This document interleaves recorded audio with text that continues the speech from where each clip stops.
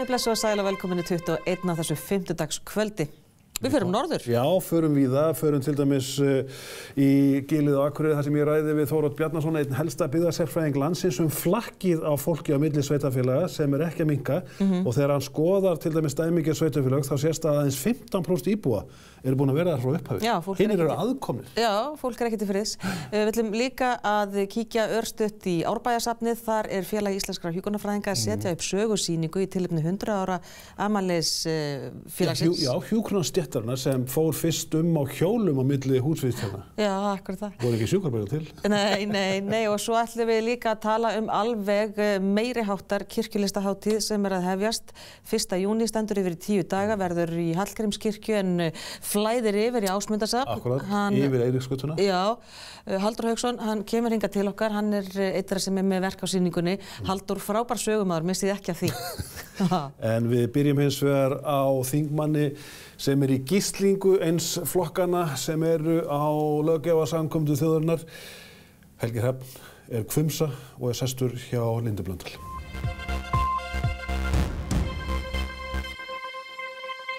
Við ætlum að byrja á þessu. Þingmenn Miðflokksins halda maraþon ræðuhöldum áfram þriðja orkupakkann og ekkert annað hefur komið stað á Alþingi í marga daga. Síðari umræða þingsályktunartillögu utanríkisráðherra staðfestingu á þriðja orkupakkanum heldur sem sé áfram. Dagurinn í gær var 9. dagurinn sem að hefur farið í þessa umræðu og samkvæmt talningu sem að lesa má á ruv.is þá er búið að ræða þriðja orkupakkan í yfir 132 klukkustundir og þingmenn Miðflokksins talaði rúmlega 110 tíma. Andsvör þeirra, þeir koma með fyrirspurnir, já, og svo komaði með andsvörin líka. Þau eru orðin 2675 talsins og hafa tekið 85 tíma. Og fundur stóð fram á morgun og hefur gert það nokkru sinnum. Helgi Hrafn Gunnarsson, formaður þingflokks Pírata, stökkvinga inn til mín, Helgi Hrafn. Það er talað ófremdarástand og það hafi eiginlega ekki komið upp þessi staða áður. Er það svo? Ekki svo ég muni, ég er reyndar ekki þingflokksformaður, halda því til haga, það er Þórhildur Sunna, en hérna... Já, það er reyndar á vef Alþingis, held ég það, já. Já, við höfum verið að hræra svo mikið í þessu gegnum tíðin að það er ekki skrítið að fá kurgleist aðeins. Sko, já, ég man ekki eftir þessari stöðu áður, sko, á þar senasta kjörtíðanbili, þá vorum við líka í minnihluta í Pírötum, ég meina, það er ekkert leyndarmál að þá stundum tafði maður mál ef manni þóttu þau ofboðslega mikilvæg eins og í rammaáætlun og ESB-málinu og því líku. En það voru samt ákveðin mörk, þú veist, það fór ekki einn flokkur og hélt þinginu alveg í gíslingu einn, sko. Þú veist, það var svona lágmark að þá allavega málið væri nógu augljóslega hræðilegt til þess að minnst á kosti 2 flokkar getur tekið sér saman það. Já. En sömuleiðis líka þá voru umræðan oft öðruvísi vegna þess að, ég meina, Samfylkingin og Vinstri græn og Píratar og Björt framtíð gátu alveg spurt allavega svona pólitískt áhugaverðara spurninga. En miðflokksmenn er í andsvörum við sjálfa sig að taka undir með hvorum öðrum. Já. Þannig að það er rosa lítið nýtt, það er rosa lítið sem kemur út úr þessu. Og það er alveg hægt að stunda málþóf þannig að maður gerir þig áhugaverðu að koma inn nýjum upplýsingum eða eitthvað því líkt. Það er alveg hægt að gera þetta áhugavert og gagnlegt að einhverju leyti allavega. En ég sé það ekki í þessu, svona upp að því marki sem maður fylgist með. En eins og þú segir, þetta er 9. dagur, það væri, náttúrulega maður er ekki að hlusta á allt þetta, sko. Nei, varstu ekki í nótt? Nei. Nei, hvernig er þetta núna á næturna eins og núna í nótt og hafa fundur fram til 6 eða? Ég man ekki hvernig hún lauk í morgun. Já, og byrjaði svo aftur kl. 11? Nei, hún lauk í morgun einhvern tímann. Já, lauk í morgun. En hvernig er salurinn? Er það bara miðflokksmenninni þá? Það er eiginlega bara þeir, já. Og svo einhverjir aðrir svona á vakt. Mestmegnis úr stjórnarflokkunum náttúrulega. Já, en skiptast á að vera þá? Eitthvað þannig, ég þekki ekki vaktaplanið þeirra, sko. Nei, en nú segja miðflokksmenn að þeir séu að draga fram nýjar upplýsingar og til dæmis að 4. orkupakkinn sé núna samþykktur innan ESB, það hafi ekki verið kynnt fyrir þjóðinni. Getur ekki verið að þarna hafi nú eitthvað týnst til samt? Kannski eitt og eitt atriði sem að, sko, það er samt ekkert nýtt.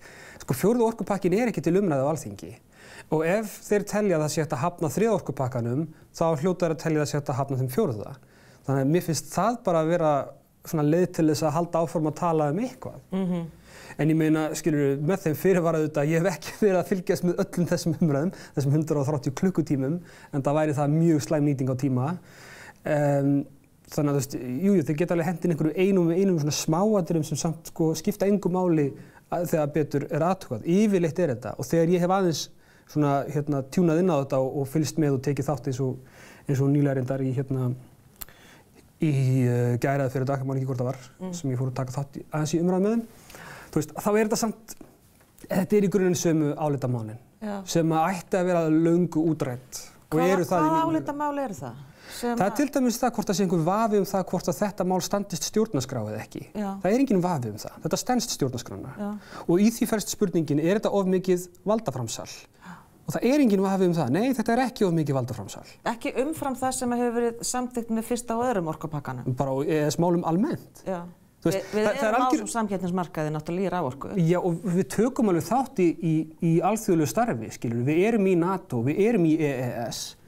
Við erum hluti af Sameinuðu þjóðunum. Við framseljum alveg vald og það alveg eðlilegt. Spurningin alltaf hvort að það sé innan þeirra marka sem að lagaspekulantar hafa í gegnum tíðina vilja meina að sé þörf á. En þá komum við út í svolítið áhugavert efni sem að framsal valds. Stjórnarskráin okkar, hún þögul efnið.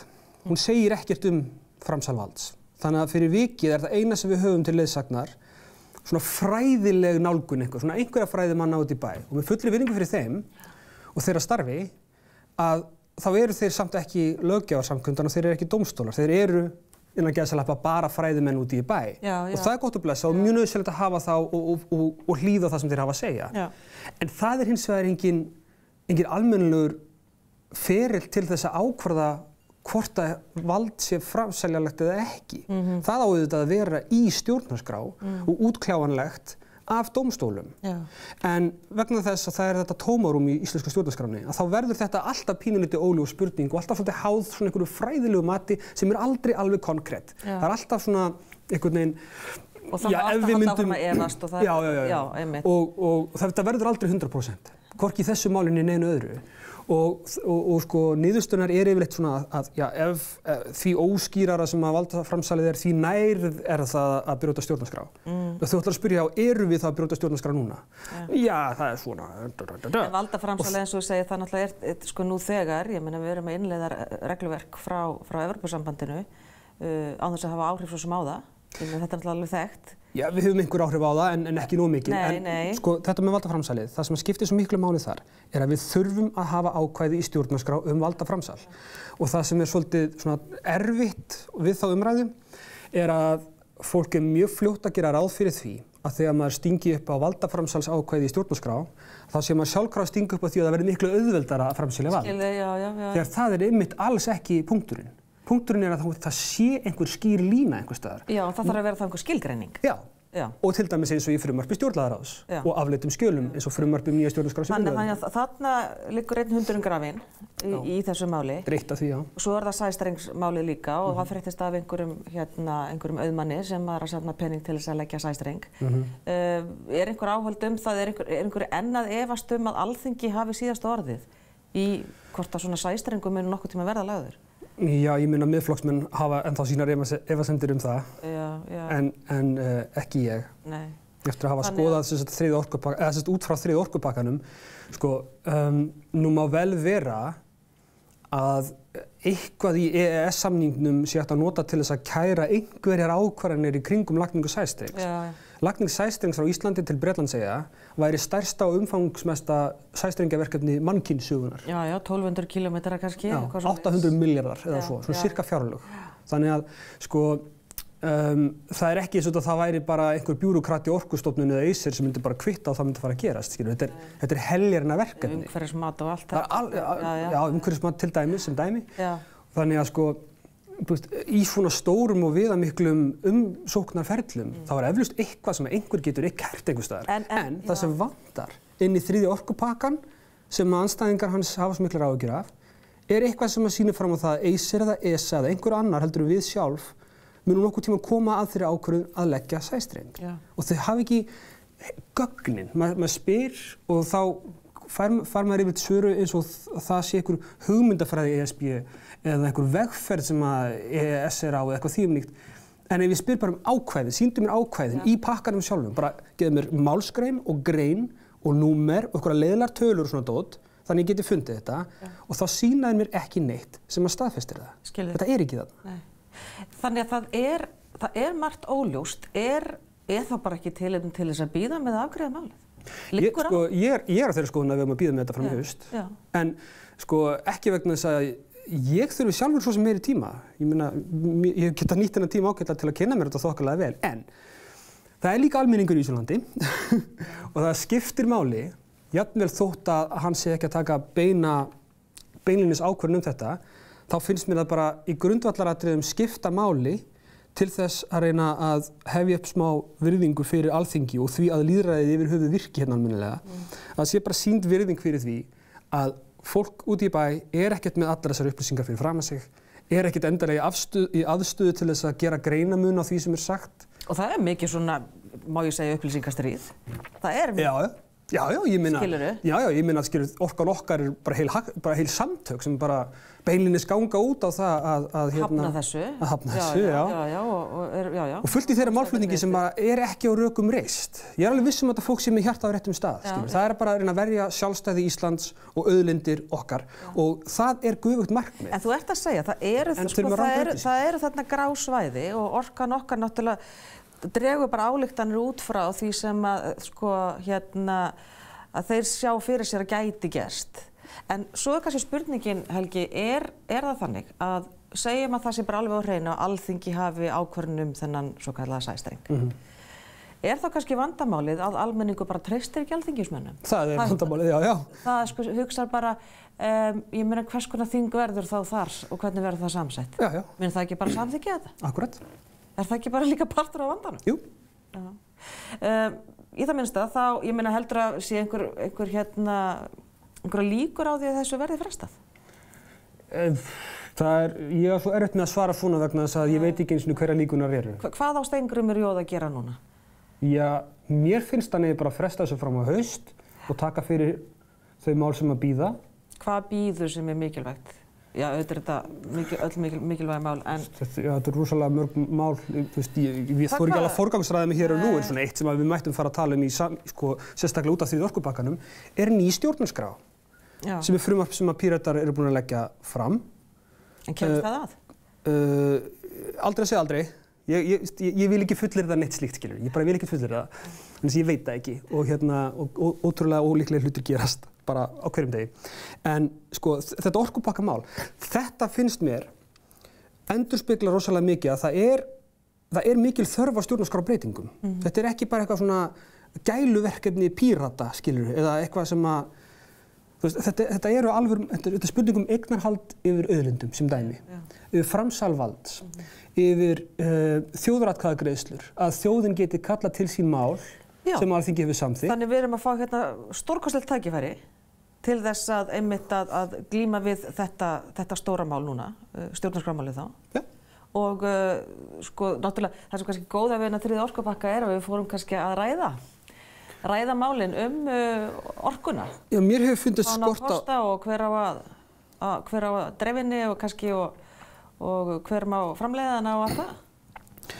Já, en grundvallaratriðin í málinu snúast auðlindir, eignarhaldi við þeim, nýtingarétti við þeim, framsal valds til erlendra stofnana og hlutverk þjóðarinnar í að taka ákvarðanir. Þetta eru allt spurningar sem varða nýja stjórnarskrá. Ekki þriðja orkupakkan, þú veist, sem slíkan. Nei, finnst þér samt að þessi orkupakki að fara í þjóðaratkvæðagreiðslu? Ef þú kemur með undirskriftalista og bæðir að skrifa undir slíkt, þá myndi ég ekki gera það, nei. Vegna þess að ég tel bara enga þörf á því. En aftur á móti, ef 10% kjósenda myndi skrifa undir það, sem er það bil 25.000 undirskriftir, eitthvað svoleiðis, svo kallar kjörbæra manna, þá samkvæmt nýrri stjórnarskrá, þá færi það í þjóðaratkvæðagreiðslu, að því gefnu að það myndi uppfylla nokkur skilyrði. Eitt af því það er nokkrar takmarkanir fyrir því í nýrri stjórnarskrá. Eitt af því er að mál eru ekki sett í þjóðaratkvæðagreiðslu til þess að framfylgja þjóðréttarlegum skuldbindingum. Mér ekki alveg 100% ljóst hvort að þetta mál myndi teljast til þess, en ég hallast að því að svo sé ekki. Nei. Þannig ég hallast að því að þetta yrði alveg takt í það. Já. En sko þjóðaratkvæðagreiðslur, þá finnst mér svo mikilvægt að hafa í huga. Sko, ég stjórnmálamaður. Ef ég tel þjóðina að vera sammála mér, eða meirihluta kjósenda að vera sammála mér eitthvað, þá æðislega fínt fyrir mig að stinga upp á þjóðaratkvæðagreiðslu það. Já. En þær ekki til þess. Þær ekki til þess að gefa stjórnmálamönnum eitthvað talpunkt í viðtölum. Skilur, þær til þess að valdefla almenning. Já. Þannig að frumkvæðið á að koma þaðan, það almenningur sjálfur sem á að ráða því hvað fyrir þjóðaratkvæðagreiðslu. En eru menn ekki alltaf að hugsa á þeim nótum? Að þetta sé til þess að valdefla almenning? Nei, ekki þegar sko, þjóðaratkvæðagreiðslur sem valdefla almenning eru þannig að þær koma frá þjóðinni sjálfri. Þess vegna þarf þetta að vera í stjórnarskrá. Þess vegna þarf þetta að vera formlegt. Það þarf að vera fyrirsjáanlegt. Þú þarft að vita, jafn vel og ég, hvað þú þarft að gera til þess að fá eitthvað í þjóðaratkvæðagreiðslu. Þegar sko, stjórnmálamenn taka það upp á sitt einsdæmi að ætla að tilkynna, nú ætla ég að setja þetta mál hérna í þjóðaratkvæðagreiðslu fyrir ykkur sem meðan í mann ráðgefandi. Sem á Íslandi, í íslenskri pólitík þýðir þýðingarlaust. Ég skilji, þú vilt fá þetta grasrótin, þetta ákoma neðan. Þetta á tilheyra, ég meina ímyndaðir ferli þar sem að forsætisráðherra myndi setja lögin. En hann myndi svona góðfúslega spyrja þingið álits og svo myndi hann bara ákveða hvort hann færi eitthvað eftir því. Myndirðu kalla það þingræði? Ég myndi ekki kalla það þingræði. Já, hvernig þetta fúnkera í dag? Já, meirihluti þingsins ræður en það náttúrulega alltaf mikil tenging þarna á milli. Annað sem tekist á við nýrri stjórnarskrá. Já. Hvað sko, við sitjum hérna, það eru einhverju klukkutímar í að verði eldhúsdagsumræður, almennar stjórnmálaumræður á Alþingi. Hvað verður rætt þar? Ég veit ekki. Orkupakka, hérna, málþófið? Ábyggilega eitthvað, já. Ég gerir ráð fyrir því að einhverjum auðmi nú nokkrum orðum orkupakkana, já, ég gerir ráð fyrir því. Kemst ekkert annað að? Jú, væntanlega í kvöld. Ég meina, miðflokkurinn vil tala þetta. Ég held að aðrir flokkar vilji kannski koma öðrum málum að líka. Vissulega ég, sko. Ég mun taka til máls í kvöld og ég ætla ekki að tala þriðja orkupakkan, nema þá kannski sem dæmi í einhverjum öðrum punkti. En ég bara veit ekki, ég hef engan aðgang að ræðum annarra, þannig að ég er spenntur og allir aðrir. Já, en hvernig hérna, sko, þingskaparlög, þú veist, hvað stendur í þeim varðandi svona málþóf? Ég menna, eitthvað þak á því? Nei. Hvað svona umræður mega? Nei. Það langar eitt einstakt mál? Sko, að óbreyttu þá geta þeir haldið þessu áfram að eilífu. Aftur á móti heimild 71. grein sem kölluð kjarnorkusprengjan af þeirri ástæðu að ef þeirri aðferð beitt að þá óttinn sá að það yrði bara normið það sem eftir væri. Minnihlutin yrði algjörlega valdalaus til þess að hafa áhrif á dagskrána. Ég skil. Og það myndi, vilja margir meina, myndi valda miklu meiri og víðtækari breytingum heldur bara því að málið myndi hætta. Og þess vegna feimni við að nota það. Hvað í þessari grein? Hún einfaldlega þannig að það hægt að stöðva umræðu með atkvæðagreiðslu, sem sé. Já, það það sem að forseti Alþingis hefur ekki viljað gera. Það rétt. En heldur hann gera það? Ég þori ekki að fara með það. Það væri ekki ábyrgt af mér að vera eitthvað fabulur en það. Já, aftengja sprengjuna. Já, við sjáum til með það. Takk fyrir að koma hingað, Helgi Hrafn Gunnarsson, sem í þingflokki Pírata. Sjáum hvað setur, hvernig þetta fer allt saman og við höldum að fyrir smástund. Takk fyrir, Helgi. Takk hérlega. Farið ekki langt meira eftir auglýsingar.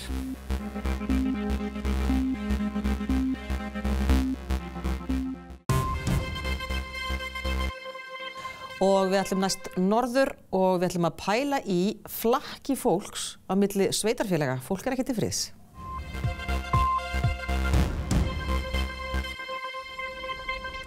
Landsmönnum blessunarlega fjölga frá ári til árs, en hvernig birtist þessi fjölgun yfir landið? Sko, það náttúrulega þannig að við horfum á þetta yfir lengri tíma, þá hefur þetta landsmönnum fjölga nánast samfellt, alla 20. öldin og það sem hefur 21. Og höfuðborgarsvæðið náttúrulega þar hefur verið mikil fjölgun.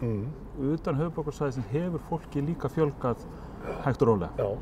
Hins vegar hefur orðið svona misjafnt eftir svæðum. Þannig að sums staðar hefur, eins og Akureyri til dæmis, hefur verið á samfelldu vaxtarskeiði í 120 ár. Það eru ákveðnir staðir sem kannski höfðu svona náð ákveðnum hápunkti á 8. áratugnum og fækkað, þannig að þetta er misjafnt hvernig það leggst á svæðið. Það sem hins vegar kannski athyglisverðast á þessari öld það að þessi fjölgun sem að verða á því sem svona suðvestursvæðið, svona þessi 100 km radíus í kringum höfuðborgarsvæðið, sem að hafa mörg einkenni þess sem kallað landsbyggðir, en hefur líka nálægðina við Reykjavík og atvinnumarkaðinn og svo framvegis. Við erum að tala svæðin milli Hvítána. Já, eitthvað svoleiðis. Suðurnesin, sunnanvert Vesturlandið og vestanvert Suðurlandið. Og það gerðist í fyrsta skipti að fjölgun á höfuðborgarsvæðinu var undir landsmeðaltali. Já. Og það vegna þess að þetta suðvestursvæðið vegur svo þungt. En svo sem það fjölgar alls staðar. Þannig að við getum sagt að svona byggðavandi, hann ekki svona einfaldur landsbyggð höfuðborgarsvæði, heldur eru svona ákveðin byggðarlög sem að búa við erfiðar aðstæður og þeirra einkenni eru að það er mjög fátt fólk, það er lítið þjónusta, fábreytt atvinnulíf og slíkir staðir standa höllum fæti hér og svo sem víðast hvar annars staðar. Þú hefur í þínu rannsóknum, Þóroddur, talað landsbyggðir í fleirtölu. Já, það auðvitað bara þannig að hvað eiga til dæmis Akureyri og Raufarhöfn sameiginlegt, annað en að vera ekki Reykjavík, að getum við sett Selfoss undir sama hatt eins og Vestmannaeyjar. Þetta svo mismunandi og hver staður hefur svona sína styrkleika og sína djöfla að draga. Já.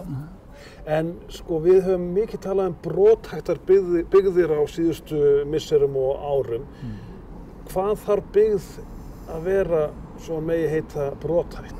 Það sem hefur verið kallað brothættar byggðir, það eru þessi byggðarlög sem þar sem kannski færri en 400 íbúar, þar sem það langt að stærri kjarna, það ekki svona innan daglegra vinnusóknar, þar sem atvinnulífið fábreytt og þar sem fólksfækkun hefur verið í langan tíma. Og á mörgu það svona áhugavert því að stundum svona talað þessa staði með svona svolítið niðrandi tón og menn segja ekki bara best fyrir alla bara loka þessu og slökkva ljósin.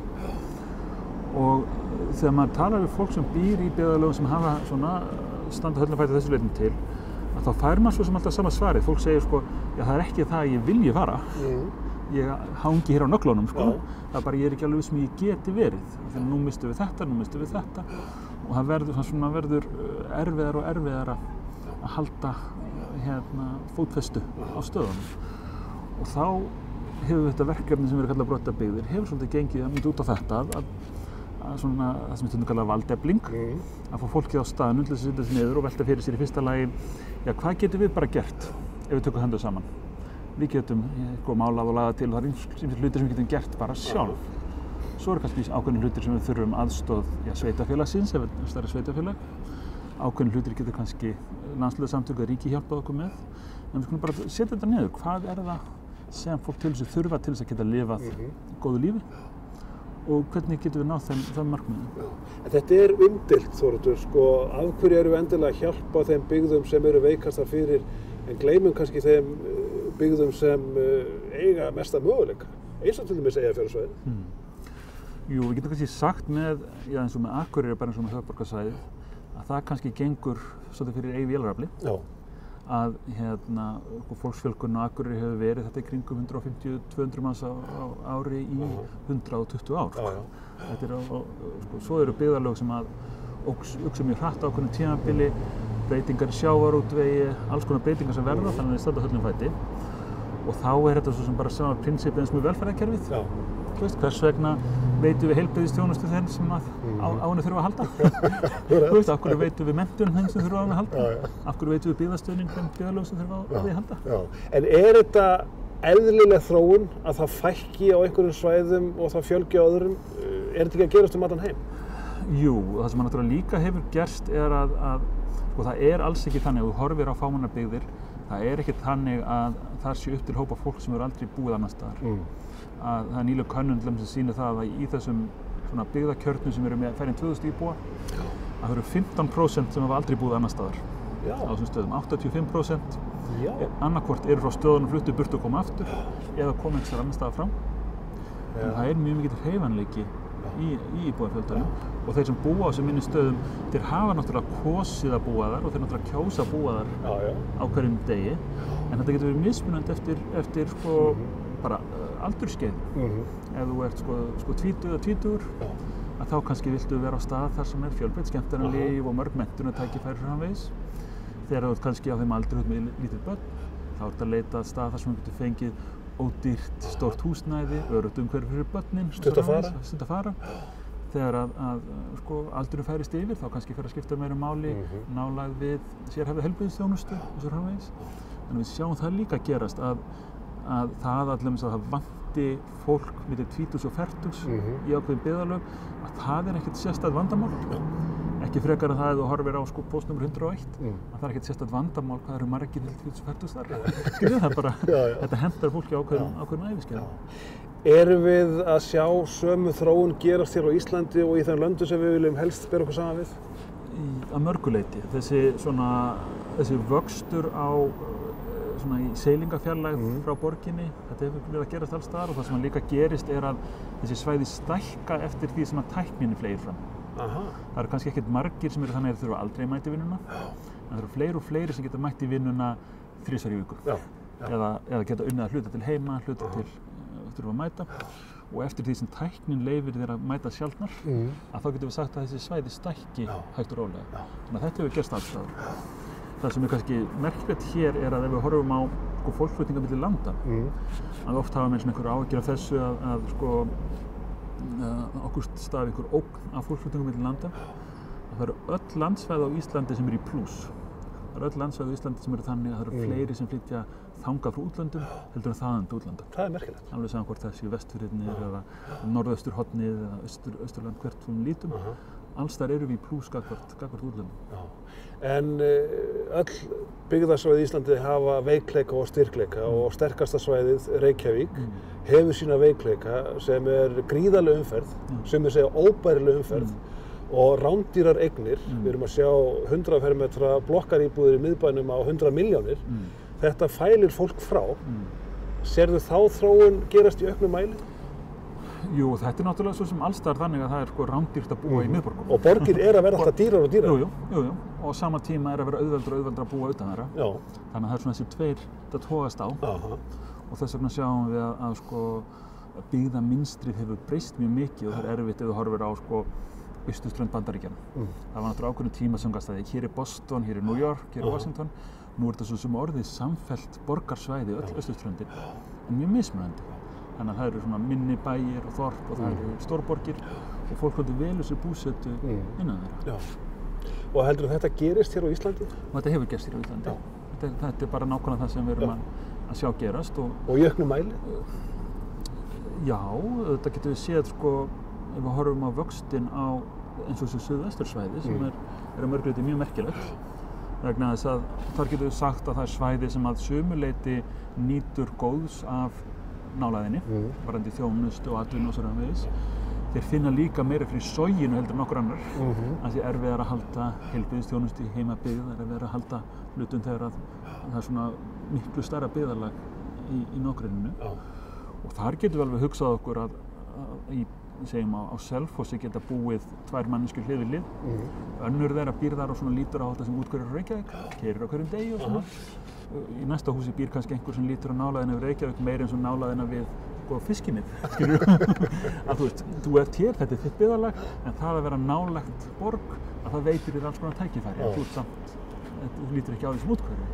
Þannig að þetta er þetta á endanum svolítið í höfðinu á fólki, hvað er útkaurir og hvað er sjálfstætt byggðarlag. En stóra breytingin Þóroddur er kannski fyrst og fremst þessi að sko samgöngur, orðið samgöngur hefur orðið svo margraða merkingu. Samgöngur geta jafnvel bara verið inn í tölvunniðinni. Já. Og gildir einu hvar þú ert. Já. Jú, og þetta kemur sko, í rauninni mörguleiti er þetta að verða sko meira mál. Það er að segja að jú, auðvitað vilja allir sko betri vegasamgöngur og það skiptir máli og þarf að komast á sjúkrahús og komist og svona vegis. En svona í daglegu lífi, eftir því sem er af þjónustunni og afturreyingunni er á netinu, að því mikilvæg að vera þessi þáttur. Þetta er stóra breytingin.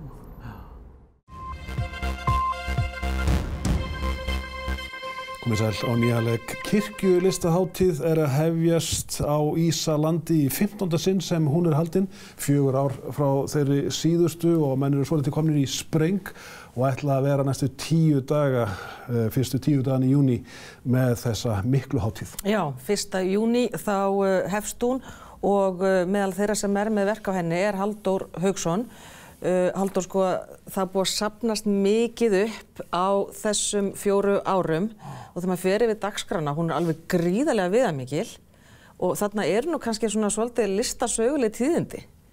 Já, það finnst mér. Auðvitað það þannig að í Hallgrímskirkju að þá er stöðugur listflutningur, tónlistarflutningur og sýningar, myndlistarsýningar, en það náttúrulega eitthvað alveg sérstakt við að halda hátíð. Og eins og þið segið, það eru 4 ár frá síðustu hátíð og það kannski gerir það að verkum að það ennþá meiri spenna svona í fólki, sko, að fá að koma saman í þessa nýju hátíð og ég hugsa að dagskráin þó hún hafi alltaf verið flott, þá held ég hún hafi sjaldan verið jafn glæsileg og núna. Já, það er svo mikill fjölbreytileiki og þetta einmitt í Hallgrímskirkju og flæðir nú aðeins inn í Ásmundarsalinn líka. Já, mjög skemmtileg samstarf við Ásmundarsalinn. Já, stóru tíðindin náttúrulega verkið eftir hann Hafliða Hallgríms. Já, óneitanlega. Það eru mjög mörg ár síðan, allt og mörg ár síðan myndi ég segja, síðan við heyrðum síðast stórt og mikið verk óratóríu eftir Hafliða. Það var einmitt í Hallgrímskirkju, það var verk sem heitir Passía, sem að mínu viti eitt af bara meginverkum íslenskrar tónlistarsögu. Engin spurning. Og það verk var frumflutt 2001, svo afturflutt 2002, gefið út og hefur víða farið á mjög góðum diski og fengið frábæra dóma. Og Hafliði náttúrulega, við skulum segja, hann kannski starfar að einhverju leyti í kyrrþi, af því hann, sko, fyrir okkur Íslendingum, af því að hann hefur búið á Bretlandseyjum í marga áratugi.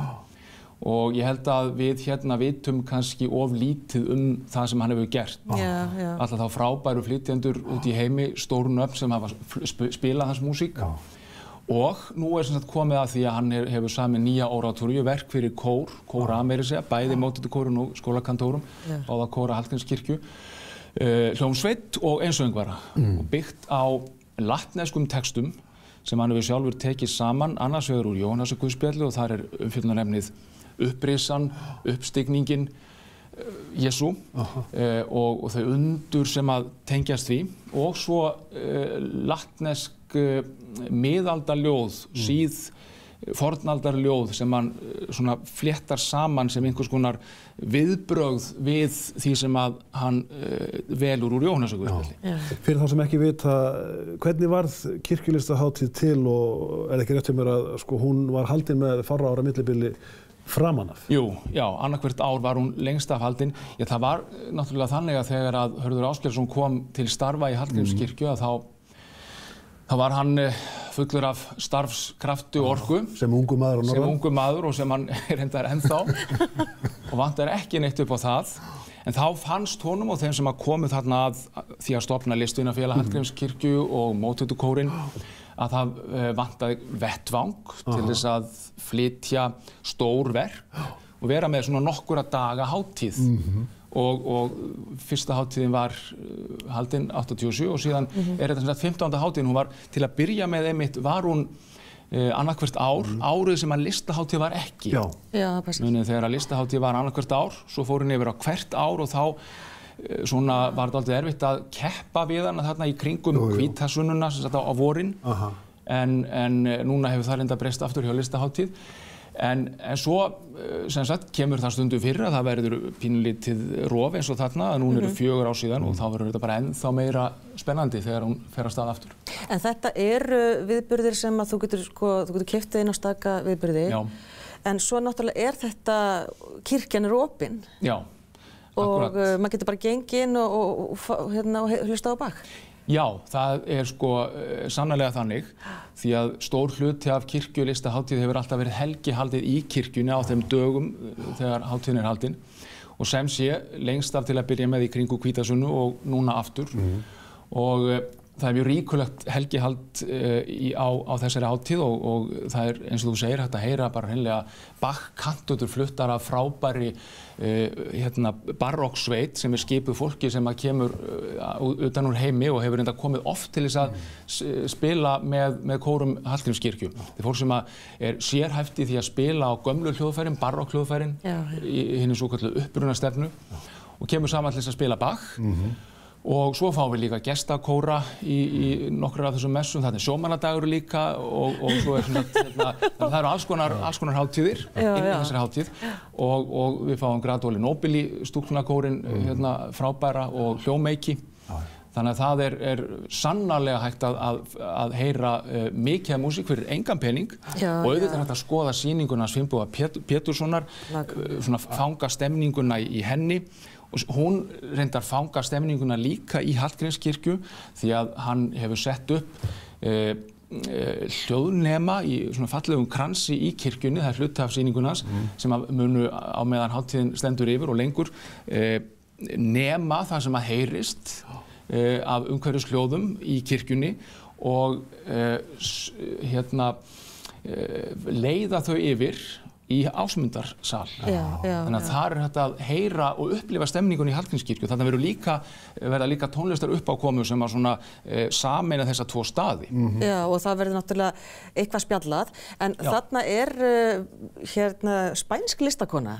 Já. Ekki satt, sem að kemur með þetta óvenjulega hljóðfæri. Já, Marina Albero heitir hún, katólsk kona sem reyndar starfa núna í Seattle, frábær jazzpíanisti, afskaplega fjölhæf og hún hefur mikið grúskað í og spilað músík, upprunalega músík eða þjóðlega músík frá sínu heimalandi, Katalóníu og spilar á þetta sérkennilega hljóðfæri sem að eru til margar útgáfur af. Þetta er mjög gamalt fornt hljóðfæri sem að er svo til í nokkrum nýrri útgáfum. Þetta er svona dálítið eins og harpa, strengir svona á borði sem er svo spilað á með sleglum sem hún er algjör virtuós á. Hún kemur og spilar með kvenna bandinu Umbru, þessu frábæra kvartett íslenskra kvennafjögurra sem að Umbra, já, sem spilar gamla músík í sínum nýju og afskaplega heillandi útsetningum, hafa gefið út diska og fengið verðlaun fyrir, fá svo oft gesti til sín á tónleikum eins og í þetta skipti, þar sem að eru bæði hérlendir spilarar og svo þessi frábæri katalónski tónlistarmaður. Þetta 200 flytjendur. Og sjálfur ertu með verk. Já. Hvernig kom það til? Já, það kom nú bara þannig til að ég lagði fram beiðni að fá eins og einlega kvöldstund í kirkjunni og henni var svona vel tekið. Já. Þau hefði ekki kunnað við að Það hefði verið voða leiðilegt, já. En þú ferð allavega heim til Camus? Já, ég geri það. Þetta heitir Útlendingurinn. Já. Eftir samnefndri bók Alberts. Akkúrat, já. Og þetta er verk í hljóðum, tali og tónum. Já. Hvað er þetta? Það, ég var nú að segja að það veit ég ekki. Ég get kannski á, Er það að spyrja vitlausa mann? Já, nei, ég er hrættur með að vita það nefnilega engin, Klukkan 11 á mánudagskvöldi þá get ég kannski, geti einhverju svaraði ef einhver mætur og hlustar og nemur þetta einhvern veginn. Nei, það er þannig að ég las þessa bók, miklu seinna kannski en margir aðrir. Þetta er nú bók sem að margir lesa ungir og þetta svona, jafnvel, svona fyllir fólk svona tilvistarlega, svona existentialísk saga. Já. Og menn hata hana eða elska. Já, akkúrat. Og það eru margir sem bara einhvern veginn svona ganga á henni þannig séð, bara hún er bara eldsneytti fyrir þá, kannski mörg ár. Þannig var ekki með mig. Ég eiginlega fann hann ekki nema bara fyrir tilviljun þegar ég var í bókasafni og var að velja einhverjar allt aðra bækur, til þess að fara með í sumarbústað. Og hugsaði mér, maður getur ekki verið þekktur fyrir það að deyja án þess að hafa lesið Útlendinginn. Þannig ég tók hana og las hana og þá sló hún mig vegna þess að við áttum svo margt sameiginlegt, ég og þessi afskaplega brogaði einstaklingur Meursault sem lendir í því, skulum við segja, umhverfisins vegna að drepa mann, skjóta hann ekki einu sinni heldur 5 sinnum og er svo dreginn fyrir dóm og dæmdur til dauða og bíður í lok sögunar eftir því að fallögsin detti á hann. En ég á nú ekki kannski þetta sameiginlegt með honum, þessa sögu. Nei, það er ágætt. En hins vegar það að hún byrjar þessi saga á mjög frægan hátt á því að hann tilkynnir það að hann hefði fengið skeyti frá elliheimili og þar er hún sagt að mamma sé dáin. Var það í dag? Ég veit ekki, var það í gær? Ekki alveg klár á því. Þannig er tónninn sleginn og þegar ég las þessar setningar að þá fann ég þennan samhljóm. Ég misti mömmu mína fyrir nokkrum árum og það einhvern veginn, þá strax er einhver tónn sleginn, skiljiði, og ég fer að fylgja þessum manni eftir á hans göngu og þó að verknaður hans og framkoma kannski sé mjög skringileg og ég myndi ekki skrifa undir margt af þessu, þá er hann að glíma við sömu spurningar og ég, kannski við öll. Hvað erum við að gera hérna? Þetta allt saman absúrt og fáránlegt, við vitum það alveg. En eins og Camus sagði sjálfur í svona systurriti útlendsingsins, það var þó hann hafi nú ekki viljað svona kalla sig heimspeking, þá skrifaði hann heimspekirit til hliðar við skáldsögurnar.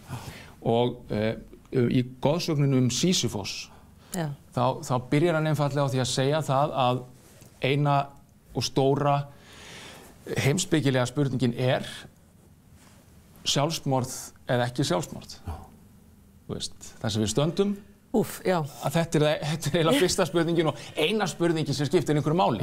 Hann tekur það ákvörðun. Viltu lifa eða viltu ekki lifa? Akkurat, já, að vera eða ekki vera, þetta hefur verið sagt á margan hátt í gegnum tíðina. En hann tekur þá ákvörðun og svona segir það að sjálfsmorðið það sé uppgjöf, það kom ekki til greina, en hvað gerum við þá? Og þessu hann að spá í og þetta má segja að ég hafi svona staðið frammi fyrir þessu sjálfur. Ég á það sameiginlegt með Camus og Meursault að ég lifi, mín veröld, mín tilvera eins og ég sé hana er guðlaus. Ég sem sagt trúlaus og búinn að vera það lengi, eða kannski alltaf. Og þegar ég var ungur þá var það ekkert mál. Dauðinn, hann bíður, en hann það einhvers staðar. Þið vitið hvernig það með ungt fólk. En núna ég aðeins eldri, ég á 4 börn og mamma mín dáin. Akkurat. Setur þetta í svolítið annað samhengi? Allt annað samhengi og þá fara hlutirnir að verða erfiðara með fyrir svona að þurfa að velta betur vöngum yfir þessu og það það sem að sló mig og kannski líka það að Meursault, eins og Camus lýsir honum í þessari bók, að hann þrátt fyrir allt búinn að finna einhverja sátt, einhverja ró, þar sem hann bíður eftir fallöksinni, en ég ekki sjálfur alveg komin á þann stað. Og þetta leiðir okkur að þessari heimspekilegu spurningu að eftir því sem nær dregur dauðanum byrjar maður að spegla sig meira í honum. Akkurat, já, einmitt. Hann verður, ég lenti í því eiginlega bara að finna svona dálítið fyrir návist hans. Þetta bara þetta gamla, þú veist, memento mori, menn vildu gjarna í gamla daga minna menn á það að þeir væru dauðlegir til þess að þeir myndi ekki hrokast upp og verða of góðu með sig. En á annan hátt þá kannski líka ef maður lítur í kringu sig, maður fyrir að heyra fréttir fólk sem að deyr, fólk allt inn á mínum aldri og yngra, miklu oftar með árunum, sem að fær, bara fer, 1, 2 og 3 og þá svona klingja þessar bjöllu, hvað í gangi og hvað, get ég farið á þess að vita hvað ég að gera hérna. En þú myndist á Bach áðan og förum aðeins til Þýskalands þar sem hann var náttúrulega bara þessi hefðbundi kirkjuorgeleikari, organisti og trúin, kirkjan, tónlistin og listin hafa haldist í hendur frá öðru og halda. Já, alla tíð auðvitað, bara eins og maður sér í sálmum Gamla testamentisins, að þar eru tilgreind hljóðfæri sem á að spila á við hina ýmsu sálma. Þannig að þetta verður alltaf haldist í hendur og öll tilbeiðni ekki bara í kristninni heldur sennilega frá upphafi hefur verið hluti af svona þegar menn voru að leita að sínum guðdómi þá settur upp einhvers konar helgiathafnir, einhvers konar ritual og það var ekki eitthvað, þá sátu menn ekki bara rólegir það var hreyfing og það var dans með hljóðfærum og söngröddinni og svo bara þróast þetta og kemst í Evrópu á þessum á miðöldum og barokk tímarum á 17. og 18. öld á ótrúlega hátt stig þar sem að koma fram menn sem að kynslóð eftir kynslóð kannski í fjölskyldunum hafa menn verið að rækta þennan garð og blómin orðin stórkostlega falleg sem að þarna koma og Bach náttúrulega frægasta dæmið það. Það að segja frægasta dæmið sem að við þekkjum, en á sínu tíma þá var hann ekki jafn stórt nafn. Þegar menn í þetta mjög frægt að það ekki alltaf svo sem að það ekki alltaf í lifanda lífi sem menn fá það hrós sem þeir kannski þeim ber. En þegar að hann tók við sem kantor, sem söngstjóri, tónlistarstjóri í borginni Leipzig, þar sem hann var svo meirihluta síns ferils, að þá voru borgaryfirvöld búin að kalla á 2 aðra. Telemann, sem enda verið flutt músík eftir á hátíðinni, hann var stóra nafni og þau vildi endilega fá hann sagði, já, ég er svo til í að koma, hvað bjóðu þið? En hann var eiginlega bara í þessu til þess að fá launahækkun hjá sínum þáverandi vinnuveitundum í Hamborg. Já. Og þegar að hann gat sagt þeim, þeir vilja fá mig í Leipzig, þá buðu þeir hærra, sko. Svo töluðu þeir við annan mann hérna í Leipzig og hann vildi heldur ekki og þá, ég hef ekki að taka þriðja kostinn. Hvað heitir hann? Jóhann eitthvað, Sebastian Bach. Já. Síðan átti hann eftir að gera ágæta hluti þarna í Leipzig. En það, Heldur betur. þeir föttuðu það ekki, sko, þessar ágætu menn sem að réða hann, sko. En næstu árin samdi hann stórkostlegar kantötur og 2 þeirra munu einmitt hljóma, reyndar 3 kantötur alls eftir Bach á þessari hátíð. Já. En einmitt þetta tónlistin og kirkjan, en þú trúlaus maðurinn að semja verk á kirkjulistahátíð, gengur það alveg upp? Sko ég hef verið þeirrar gæfa aðnjótandi að fá að taka þátt í listrænastarfinu í Hallgrímskirkju í 20 ár. Og það hefur verið mér afskaplega gefandi. Og ég svo sem hef á seinni árum ekkert farið í grafgötu með það að þetta mín skoðun, ég get ekki breytt henni, að þetta mín trú myndu margir segja. Það að segja að það sé ekki neitt Guð. Ég bara... Það gengur ekki upp fyrir þig? Nei, það bara gengur ekki upp, sko. En hins vegar þá það þannig að þessi tónlist og þessi list sem að tengist kirkjunni og hefur gert í gegnum tíðina, að hún kannski það sem að svona kveikir hvað sterkast lífsneistan hjá mér. Þegar ég spila eða syng eða hlusta á Bach, að þá get ég ekki setið kyrr, sem sagt. Þannig að ég fæ að vera með í þessu og auðvitað það þannig að þetta verk sem að tengist Camus, að það gengur náttúrulega út á tilvistar spurningar og auðvitað það spurningarna sem fjallað í kirkjunni sko, í hverri messu. Þar það þessar, sko, bæði þessi lárétta vídd, hvernig eigum að koma fram við náungan, en líka hvernig eigum við að hugsa og hvernig eigum við að nálgast guðdóminn. Hjá Camus vantar þá vídd, en engu að síður þetta tilvistar spurningar sem hann að velta fyrir sér. Vel orðað. Halldór Hauksson sem með verk á kirkjulistahátíð sem að hefst 1. júní, stendur yfir í 10 dagar, ekki? Jú. Já, það rétt hjá mér. Ótrúleg dagskrá, ég ætla bara að segja það. Já, kynnið ykkur hana. Já, ég bara fikk gæsahúð því að ég rendi yfir þetta. En takk kærlega fyrir að koma, Halldór. Takk kærlega fyrir. Skiptum yfir í aðra sálma og hugum að 100 ára afmæli Félags íslenskra hjúkrunarfræðinga sem fóru á hjólum í heimavitinir yfir Dagsbrún síðustu aldar og það verið að halda upp á þetta afmæli nú á þessu ári með allavega hætti. Þið sáu kannski heimildamyndin hjúkrun í heila öld hér á Hringbraut á síðastliðið sunnudagskvöld. Við ætlum líka að kynna okkur svona safnahátíð í tengslu við þetta afmæli. Snædís, tekur nú við. Félag íslenskra hjúkrunarfræðinga 100 ára í árið 2019 og hér verið að setja upp sýningu þess til heiðurs. Við ætlum aðeins að kíkja á uppsetningu sýningarinnar og tala við sýningarstjórann og konuna sem búin að safna flest öllum munana. Jæja, Anna Þorberg, geturðu sagt okkur bara hvað og verður í gangi hérna í þessu húsi á næstu misserum? Já, hér erum við í óðægni að setja upp sýningu sögu hjúkrunar. Já. Félag íslenskra hjúkrunarfræðinga 100 ára á þessu ári og í tilefni þess, stóra afmælisári, þá eitt sem þau að gera, það að setja upp þessa sýningu. Og hvað á þessari sýningu? Á þessari sýningu eru gripir sem tengja sögu hjúkrunar svona síðustu 100 árin. Vá, það aldeilis. Hvað mun sýningin standa lengi hérna? Hún mun standa fram yfir miðjan nóvember. Já.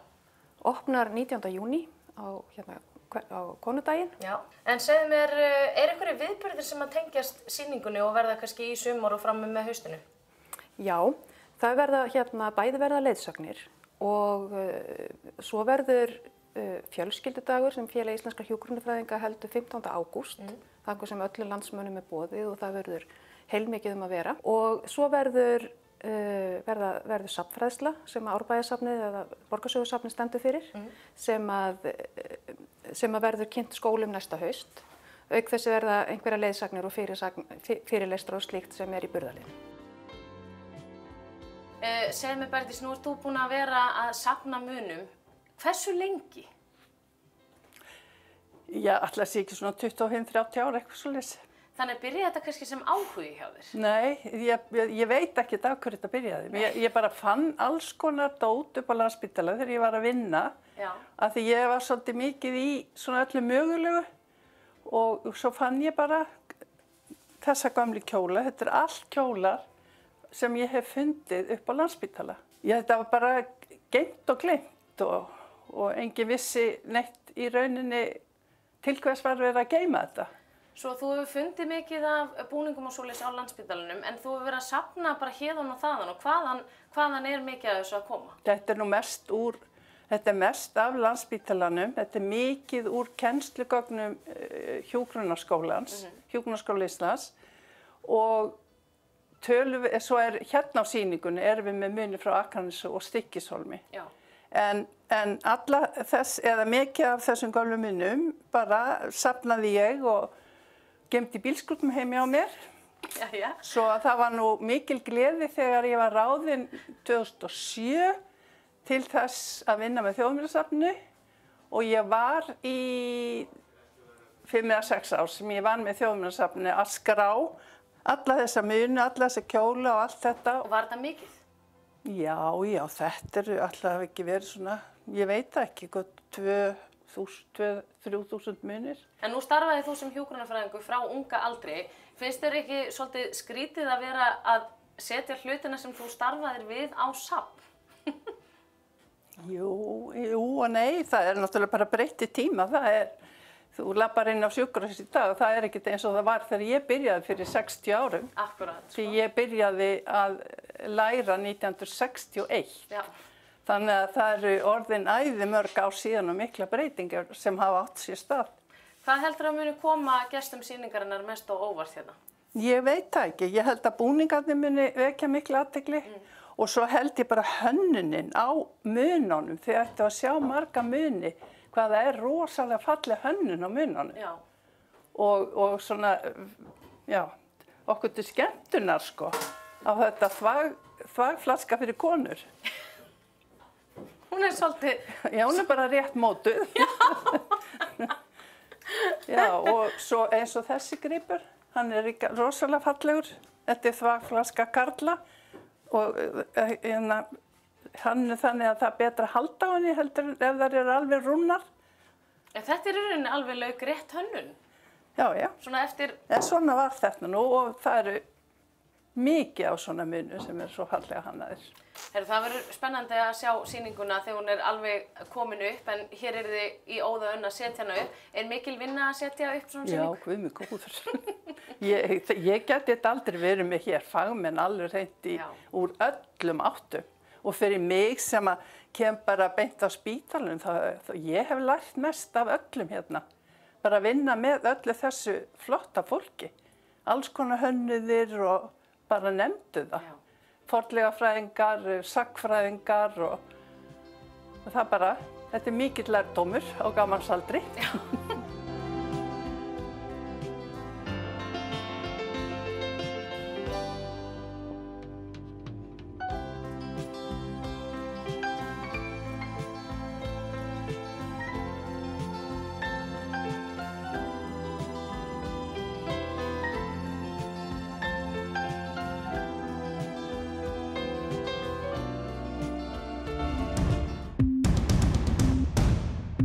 Þakka Snædísi Snorradóttur kærlega fyrir þetta. Við höfum verið að sýna heimildaþátt afmæli hjúkrunarfélagsins eða söguna. Já, hann verður endursýndur á næstu dögum og fjallar einmitt þessa merku sögu frá því að sjúklingar á Íslandi voru geymdir í kössum. Já, akkurat, missið ekki af því.